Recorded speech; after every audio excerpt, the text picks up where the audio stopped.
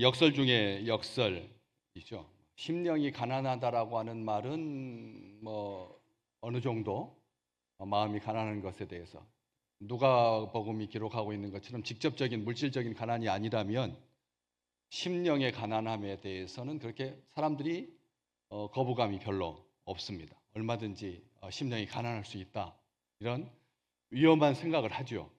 그런데 이 애통하는 것에 대해서는 수긍이 안 가고 동의할 수가 없다.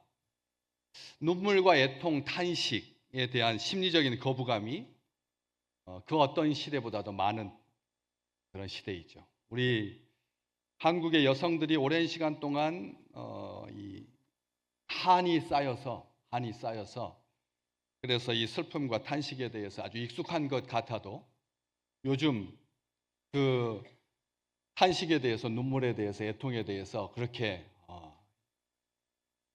동의하거나 또 인정할 수가 없다는 것이죠. 오히려 웃으면 복이 와요, 이 제목이잖아요. 웃으면 복이 와요. 기억나십니까? 웃으면 복이 온다. 그래서 막 억지로 막 웃게 하는 이러한 것들이 얼마나 많았는데, 또 믿음의 사람들도 웃음을 복음이라고 착각을 합니다. 그래서 성령께서 임하신 증거로 성령의 열매로 희락이라고 하는 성령의 열매가 있는데, 그것을 희화화시켜 가지고 예배 시간 중에 막 깔깔깔깔거리고 웃는 거죠. 정신없이 우는 겁니다. 배꼽이 빠지게, 눈물이 쏙 나오게. 그렇게 웃으면 감정이 아주 개운해지거든. 개운해져 가지고 이게 성령 받은 증거다 해 가지고 몇십 년, 10년도 한 20, 30년 전에 북미 대륙권에서 이 웃음이 복음이다, 이런 기류가 한국 교회를 굉장히 어지럽게 했던 그런 적이 있을 정도니까요. 기분 좋게 웃어야 은혜 받았다고 생각해 가지고 설교 전에는 반드시 유머를 통해서 한번 확 웃고 가야, 그래야지 속에서부터 은혜 받을 준비가 된다. 웃음은 말씀을 받기 위한 좋은 도구다. 이런 생각이 교회 은연중에 자리하고 있습니다. 그래서 그런데도 불구하고 그러다 보니까 이제 슬픈 것, 애통하는 것, 이것에 대해서 이제 꺼리끼는 거죠. 그래서 주님께서 잘 말씀해 주셨습니다. 이 애통하지 않은 시대, 그런 세대와 관련하여서 피리를 불어도 춤추지 않고 애곡해도 함께 울지 않는 세대로. 어떠십니까? 피리를 불어도 춤추지 아니하고 애곡해도 함께 울지 않는 세대. 공감력이 떨어지는 시대라는 거예요. 공감력이 떨어지는 시대. 그러다 보니까 나홀로 가구가 얼마나, 이 30%입니다. 나홀로 가구가 30%. 이 지상에서 가장 외로운 나라가 우리 한국입니다. 가장 고독한 나라가 한국입니다. 외로운 나라, 고독한 나라. 나 혼자 사는 사람들. 이런 시대, 우리 주님께서 애통하는 자가 복이 있다 말씀하십니다. 여기에 나오는 애통이라고 하는 헬라어는 고통으로 몸부림칠 정도로 철저하게 탄식하고 슬퍼하는 가장 깊은, 가장 고통스러운 그런 눈물. 애통이라고 하는 한자어도 슬피 울부짖는다, 슬퍼하고 가슴 아파한다, 이런 이 통증이라는 거예요. 애통이라고 하는 말이 이 세상에 존재하는 통증에서 가장 극심한 통증이라는 거죠. 많은 사람들이 출산의 고통을 가장 아픈 심한 고통이라고 말합니다.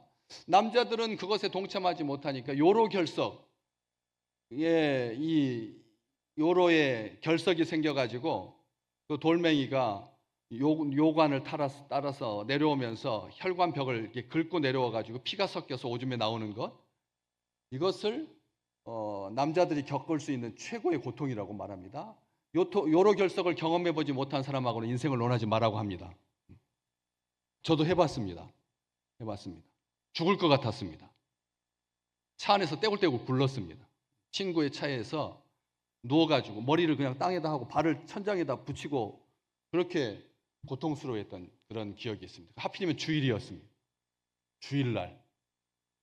그런 경험이 있다 보니까 요로에 결석 생기는 거 조심하려고 물을 많이 마셔야 되고, 또 운동도 열심히 해야 되고, 면역력 떨어지지 않도록 그렇게 해야 되는 그런 시간들을 겪었죠. 그런데 이러한 고통하고는 차원이 다른 가장 아픈, 성경에 딱 한 명이 먼저 이런 이해가 가능한 사람이 나오죠. 요셉 아들이 짐승에게 찢겨 죽은 줄 알고 야곱이 자신의 옷을 찢고 굵은 배로 허리를 동이고 아들을 위하여 여러 날 동안 애통했다 할 때 그 애통이라고 하는 단어가 우리 주님께서 지금 사용하신 애통하는 자는 복이 있다라고 하는 말이거든요. 그러니까 자기가 요로결석 때문에, 자기가 출산의 고통 때문에 아픈 것이 아니라 자식을 잃었을 때 사람들은 사랑하는 사람의 죽음 앞에서 울부짖는, 가슴을 치며 통곡하고 한다는 것이죠. 압니다. 그 애통이라고 하는 단어가 얼마나 깊은지 아픈지 우리가 다 상상할 수 있습니다. 아, 저렇게 울부짖을 수가 있구나 라고 하는 것 알 수가 있죠. 그런데 그러면서도 아무도 눈물의 골짜기는 원하지 않는다는 거죠. 그러다 보니까 가증한 눈물이 많은 시대를 우리는 또 살 수밖에 없고, 눈물이 없는 마른 눈을 가진 사람을 선호하죠. 울지 않는 자는 강하다, 능력 있다 이렇게 말하고, 그래서 눈물이 마른 시대를 애통해 하지 않습니다. 오늘 주님은 말씀하죠. 애통이 믿음의 본질이다. 심령이 가난한 자가 애통할 수 있다. 심령이 가난한 자가 애통할 수 있다. 젖은 눈을 가진 자는 누구인가? 주님께서 묻고 계시는 거예요. 복되다. 그들은 위로를 받을 것이다. 한 회사가 슬픔을 표현하는 것이 경영에 효과적이라고 하는 방법을 찾아냈습니다. 그래서 회사는 자사 제품을 사용하다가 부상을 입은 사람들에게 관심을 보이자는 아이디어를 도입했죠. 누군가 부상당했다라고 하는 것을 회사가 아는 즉시 부상당한 사람을 찾아가서 슬픔을 표현하고 도움을 주겠다라고 제안했습니다. 그리고 제품을 향상시킬 수 있는 방법에 대해서 물었죠. 이런 접근 방식은 해가 거듭할수록 소송을 제기하던 고객의 수를 실제로 현저하게 줄여줬습니다. 슬픔이 효과적인 경영, 슬픔에 동참하는 것이, 애통해하는 것이 경영에 도움이 된다는 것을 입증한 그런 사례인 거죠. 우리 악어의 눈물이라고 하는 그림을 많이 봤을 것입니다. 악어가 짐승을 찢어서 삼키잖아요. 자기가 몸을 회전력을 해가지고 짐승이 그 회전력을 못 따라가니까 역방향으로 힘을 받으면서 동물이 찢어져 죽는 건데, 그것을 그냥 뼈째 삼키는 것이 악어잖아요. 그런데 그렇게 삼키면서 눈물이 이렇게 흐르는, 왜 그러냐면 그런 과정 속에서 근육이 움직여가지고 눈물샘을 자극해서 눈물이 나온, 악어가 그 찢기는 동물을 불쌍히 여겨서 우는 게 아닌데, 그래서 악어의 눈물이라고 하는 것은 겉으로는 슬퍼하는 척하지만 실제로는 진심으로 슬퍼하지 않는 위선적 행동이나 태도를 악어의 눈물이라고 하죠. 원래 이렇게 이 악어의 눈물이라고 하는 가증한 눈물을 선거에서 패배한 상대방 앞에서 보이는 가식적인 슬픔을 비유하는데 자주 쓰곤 하죠. 범죄자가 자기 증거가 드러나서 어쩔 수 없이 뉘우치는 척하는. 그래서 기자들이 그 중범죄 얼굴에다 가리고 모자 쓰고 마스크 쓰고 나쁜 짓 하고 주행하고 한 사람들 포승줄에 묶여가지고 갈 때도 그 끈 보이지 않게 가리고, 그런 사람들한테 꼭 가가지고 뭐 어떻게 생각하시냐고, 유족들에게 뭐 할 말 없냐고, 무슨 소리를 듣고 싶어서 그렇게 질문하는 걸까요? 애통하다라고 하는 말이, 그렇다면 우리가 심령이 가난한 사람들에게 주시는 은총인데, 애통할 수 있다라고 하는 것이 심령이 가난한 자가 토하는 영혼의 거룩한 탄식인데, 이 애통이라고 하는 말이 그렇게 그냥 사랑하는 사람을 잃은 정도의 아들을, 먼저 세상 떠난 아들을 생각하면서 애통하는 야곱의 그런 눈물일까? 내 안에 있는 죄와 허물을 인하여서 울부짖으면서 몸부림치는 그런 고통을 성경에서는 그런 예가 있나? 인간과 하나님 사이를 갈라놓은 불의에 대해서 마음 아파하는, 우리를 구원하시려고 손과 발에 못 박히신 십자가를 바라보면서 죄에 대해서 깊이 슬퍼하고 철저히 회개하는 영적 탄식이 있는가? 한번 찾아봤어요? 우리가 잘 알고 있는 성경 구절이 있더라고요. 로마서 7장 23절에서 24절, 내 속에서 한 다른 법이 내 마음과 싸워서 내 지체 속에 있는 죄의 법으로 나를 사로잡는 것을 보는도다. 오호라, 나는 곤고한 사람이로다. 이 사망의 몸에서 누가 나를 건져내랴.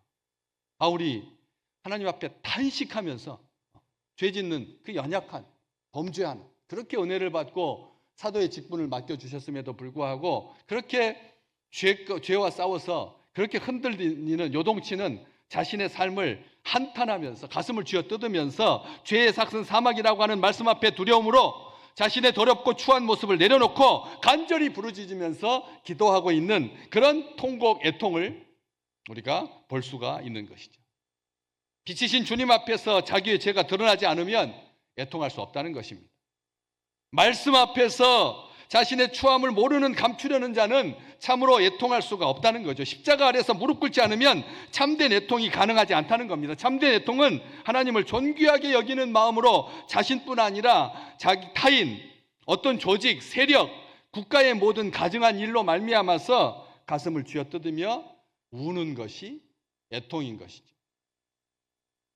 주님은 자기 백성들이 마귀의 포로가 되어서 멸망으로 끌려가는 것을 애통히 여기셔서 친히 대속물이 되시고 우리를 구원해 주셨습니다. 예루살렘의 멸망을 바라보면서 애끓는 심정으로 우셨죠. 예루살렘아, 예루살렘아, 우셨습니다.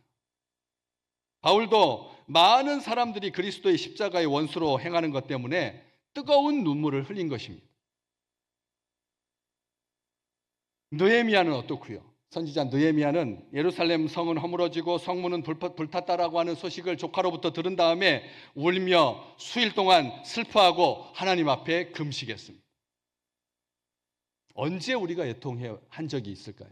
한번 자기 자신을, 자기의 삶을 올해 들어와서 그냥 멀리 과거에 10년 전, 20년 전 말고 올해 들어와서 하나님 앞에서 그 가증한 죄악으로 말미암아, 민족의 죄로 말미암아 하나님 앞에 무릎 꿇고 금식하고 울며 탄식했던 저 시간이 있었는지 오늘 자문해 보시기 바랍니다. 예레미야는 조국을 위해서 눈이 부르트도록 울고 또 울었던 사람 아닙니까? 모르드게는 민족의 위기 앞에서 생명을 걸고 자기 옷을 찢고 굵은 배를 입고 죄를 뒤집어 쓰고 성중에 나가서 대성통곡하지 않았습니까? 애통이라고 하는 것은 우리 하나님께서 주시는 놀라운 은혜인데 다윗은 이런 그 마음을 잘 우리에게 표현해 주거든요. 상한 심령, 애통하는 것이 하나님께서 받으시는 제사다. 시편 51편 17절 말씀. 여호와 하나님께서 구하시는 제사는 상한 심령이다. 상한 심령이다. 하나님이 상하고 통회하는 마음을 주께서 멸시하지 않으실 것이다라고 하는 이 고백을 우리에게 남겨주셨거든요. 하나님께서 구하시는 제사가 뭐라고요? 상한 심령이다. 애통해하는 심령을 하나님께서 구하신다고. 하나님께서 구하신다. 하나님께서 그런 제사를 찾으신다. 왜? 없기 때문에. 없기 때문에. 오늘 맥주 감사주일인데 후반기를 시작하면서 우리가 하나님 앞에 이런 하나님이 원하시는 제사가 뭔지 헤아리지 못한다면 형통만이 제사라고 생각. 형통만이 제사라는 거예요. 내 기도가 응답되는 것이 전부다라는 아주 도발적이고 위험한 사탄이 심어준 그런 생각으로 감사를 잃게 되고 그리고 하나님 앞에 연락되지 못한 제사를 자기만의 제사를 자기가 원하는 제사를 추구하게 될 것이다라고 하는 것이죠. 그런 상한 심령으로 우리 하나님께서 찾으시는 그런 애타는 심정으로 하나님의 나라를 위하여서 그렇게 눈물로 기도할 수 있는 우리 식구들 되시기를 주의 이름으로 축복합니다. 진정으로 한 주간 한 주간 지나가면서 하나님 앞에 애통하는 제사, 이게 제사라고 하셨으니까 상한 심령을 그래서 하나님께서 받으시는, 하나님께서 외면치 않으시는, 상하고 통회하는 마음을 주께서 멸시하지 않으신다고 말씀해 주셨지 않습니까? 상하고 통회하는 마음을 주께서 알아주신다라고 하지 아니하고 멸시하지 않는다라고 했습니다. 이것이 이제 후반부에 나오는 하나님 애통하는 자는 복이 있나니 그들이 위로를 받을 것이며 라고 하는 말과 연결되는 그런 지점입니다. 멸시하지 않으신다라고 하는 상하고 통회하는 심령을 우리는 외면하지 않아야죠. 외면하지 않아야 됩니다. 벌써 세월호 부활절날 세월호 배가 침몰해가지고 300명 가까운 아이들이 세상을 떠났던 그 시간이 벌써 아련하게 멀어져 가고 있습니다. 무안공항에서 다 죽고 2명 살았는데, 1명 살았나요? 2명 살았는데 우리는 벌써 그것도 기억에 벌써 없거든. 진도 팽목항에 가보셨습니까?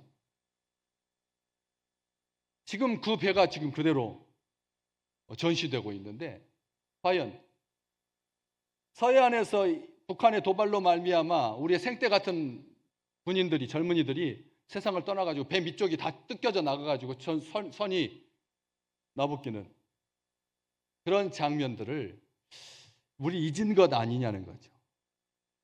우리가 추구하는 평안, 우리가 추구하는 평화, 우리가 추구하는 복 무엇인지 오늘 말씀은 다시 한번 살피게 하는 것이죠. 그렇기 때문에 세상은 멸시하지 않습니다. 그렇죠? 상하고 통회하는 마음을 세상은 멸시하지 않으면서도 은근히 무시하는 경향이 있잖아요. 그래서 지난 주간에 모 일간지에 예일대 정신과 의사로 아주 유명하신 분이 책을 써가지고 유명해지신 분이 계신데 그분과 인터뷰하는 내용들을 쭉 보니까 한국 사회에 대해서 이 위로가 얼마나 절실한지 잘 보여주고 있더라고요. 아까 말씀드렸던 것처럼 30%가 나홀로 가고니까 30%가 정말 OECD 국가 중에서 최고입니다. 3배가 넘는 사람들이 혼자 살고 있거든요. 그렇기 때문에 외로움으로 가득한 고독한 그런 사회 속에서 살고 있는 한국 사회, 그러면서도 능력주의에 대한 믿음이 너무 강해가지고 노력만 하면 성공할 수 있다, 이런 말이, 노력하면 성공할 수 있다, 하면 된다, 할 수 있다, 이걸로 그냥 막 사람들을 얼마나 초고속 트레드밀 위에서, 러닝머신 위에서 막 정신없이 뛰는, 제가 딱 몇 번 이야기 드렸잖아요. 제가 운동하는데 한 60이 넘어가신 60대 초반 정도 되시는 여자분이 그냥 각도를 이게 9도로 해놓고, 이게 러닝머신을 9도로 해놓고 3도, 6도, 9도, 30도, 60도, 90도인데, 아니 3도, 6도, 9도인데 9도면 뭐 90도 중에서 10분의 1밖에 안 올라가는 그 높이잖아요. 그런데도 이게 보통 높이가 아니거든요. 그런데 그렇게 해놓고 달리기 그 시간을 뭐 레벨을 10으로 해놓고 막 12로 해놓고 막 거침없이 막 뛰는 거예요. 막 그냥 정신없이. 그래서 미끄러질까봐 안 떨어뜨리려고 그 손잡이를 꽉 잡고 나중에는 수건으로 묶더라고요. 묶고는 뛰는 거예요. 제가 얼마나 뛰나 옆에서 얼마나 궁금했겠어요. 10분이 넘어가더라고요. 10분이, 저는 3분만 뛰어도 못 뛰는데 10분이 넘어가가지고 막 땀이 그냥 막 쥐어짜듯이, 젖은 물에서 쥐어짜듯이 막 운동하시더라고요. 그러면서 조금 불쌍하다는 생각이 들었어요. 행복해 보이지 않더라고요. 저러면 한 97세까지 사실 수 있을까? 그런 생각을 한번 해보는 거예요. 그러면 우리 땅에서 저렇게 열심히 운동하지 않으면 살 수가 없는 건가? 노력하면 성공한다라고 하는 말은 또 바꿔서 말하면 성공하지 않은 사람은 뭐 했다는 사람이? 노력하지 않았다는 말이에요. 무서운 책임감을 우리에게, 그냥 그 무거운 육중한 돌을 우리에게 얻는 그런 말이거든요. 취약성을 드러내면 약점 잡히는 그런 생각이 우리를 자꾸 불안하게 하고 우리로 하여금 막 뛰게 한다는 거죠. 그러면서 그 의사분이 한 말이에요. 당뇨나 암에 걸린 사람에게 왜 그런 병에 걸렸는지 묻지 않는 것처럼 지금 막 고통당하고 있는 사람들에게, 힘들어하고 실패한 사람들에게 괜찮지 않아도 괜찮아요. 한번 옆에 사람하고 좀 졸리니까 좀 쑥스럽죠? 자기 스스로 이렇게 한번 따라서 해볼까요? 괜찮지 않아도 괜찮아요. 그 말을 해주시더라고요. 괜찮지 않아도 어떻다고요? 괜찮아요. 당뇨나 암에 걸린 사람한테 왜 걸렸냐고 아무도 안 묻잖아요. 그런 것처럼 아파하는 사람, 슬퍼하는 사람, 넘어진 사람에게 괜찮지 않아도 괜찮아요 해줬으면 좋겠다는 거예요. 정신과 의사가 하신 말씀이에요. 그냥 정신과 의사가 무슨 약을 복용해라가 아니라 그렇게 말하더라고. 그분이 레지던트 생활을 정신과 응급실에서, 그 대학, 지금 예일대학 의과대학에 그 정신과 응급실이 있는 줄 저는 몰랐어요. 응급실은 다 이렇게 잘리고 막 부러지고 숨 멎고 막 그런 사람만 오는 데잖아요. 무슨 정신과 응급실이. 근데 그 병원, 대학 병원에는 정신과 응급실이 있대요. 왜 정신과 응급실이 뭐냐면 사람들이 자살하려고 딱 생각하고 실행하는 것은 1시간 이내라는 거예요. 내가 죽어야겠다 라고 딱 마음 먹고 몇 시간 이내? 1시간 이내에 실행한다니까요. 그러니까 그 시간이 골든타임이라는 거예요. 그것을 보장해주기 위해서 정신과 응급실이 있대요. 그래가지고 거기에는 전화번호가 981, 만약 자살하고 싶으면 981번으로 전화하세요. 정신과 응급실 전화번호 알려주고, 그 다음에 그 정신과 상담을 해주시는 의사분이 괜찮지 않아도 괜찮다고 말해줘. 매뉴얼이 딱 있다는 거예요. 그런데 어느 날 얼굴에다가 총을 쏴가지고 세상을 떠난 할아버지가 정신과 응급실에 실려왔어요. 그런데 그분한테 그분이 이 레지던트한테 한 말이에요. 살아서 다행이다. 아니, 자살하려고 얼굴에다 총을 쏴가지고 죽게 된 할아버지가 정신과 응급실에 실려와서 뭐라고 했다고요? 살아서 다행이다. 어때요? 다 살고 싶다는, 다 살고 싶은 거지. 죽고 싶은 사람, 말로는 죽고 싶다고 하는데 생존의 욕구가, 욕망이, 본능이 얼마나 강한지를 그 레지던트 시절에 경험했다라고 하는 거죠. 작년에 우리나라에서 자살로 죽은 사람이 14,000명입니다. 14,000명. 코로나로 3년 죽은 사람보다 더 많습니다. 코로나 때 막 나간다 그래가지고 난리 법석을 그렇게 떨었잖아요. 그런데 코로나 때 죽은 사람보다 더 많이 죽었다니까, 작년에. 그런데 다른 연령층에서는 점점 자살률이 떨어지고 있는데 10대 초등학생이에요. 초등학생. 10대 중학생이에요. 고등학생이에요. 그런데 2배, 2.4배까지 계속 증가하고 있어요. 아니, 초등학생이 무슨 자살을? 중학생이, 고등학생이.